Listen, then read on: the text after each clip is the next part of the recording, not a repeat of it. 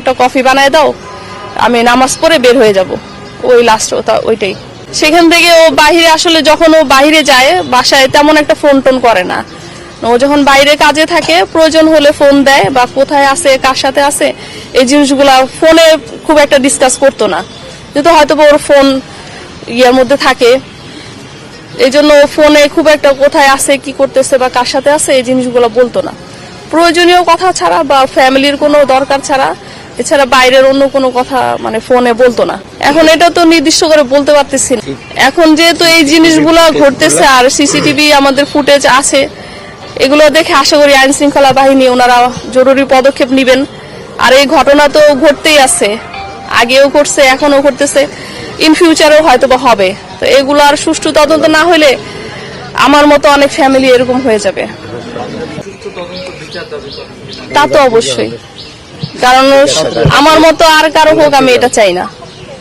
আমার 3 বাচ্চা, ছেলে সবার ছোট, বড় মেয়ে অনার্স এই যে 3rd সেমিস্টারে পড়ে, ছোট মেয়েটা সামনে এইচএসসি দিবে এই যে 26-এ, আর ও এবার ক্লাস 10-এ উঠলো। একটা কফি বানায় দাও, আমি নামাজ পড়ে বের হয়ে যাব, ওই লাস্ট ওইটাই। সেখান থেকে ও বাহিরে আসলে যখন ও বাহিরে যায় বাসায় তেমন একটা ফোন টোন করে না। ও যখন বাইরে কাজে থাকে প্রয়োজন হলে ফোন দেয়, বা কোথায় আছে কার সাথে আছে এই জিনিসগুলা ফোনে খুব একটা ডিসকাস করতো না, যেহেতু হয়তো ওর ফোন ইয়ার মধ্যে থাকে, এই জন্য ফোনে খুব একটা কোথায় আছে কি করতেছে বা কার সাথে আছে এই জিনিসগুলো বলতো না।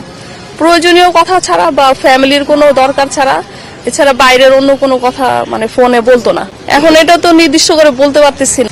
এখন যেহেতু এই জিনিসগুলো ঘটতেছে আর সিসিটিভি আমাদের ফুটেজ আছে, এগুলো দেখে আশা করি আইন শৃঙ্খলা বাহিনী ওনারা জরুরি পদক্ষেপ নেবেন।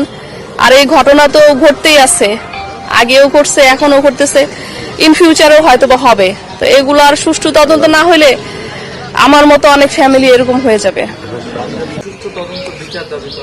তা তো অবশ্যই, কারণ আমার মতো আর কারো হোক আমি এটা চাই না। আমার 3 বাচ্চা, ছেলে সবার ছোট, বড় মেয়ে অনার্স এই যে 3rd সেমিস্টারে পড়ে, ছোট মেয়েটা সামনে এইচএসসি দিবে এই যে 26-এ, আর ও এবার ক্লাস 10-এ উঠলো।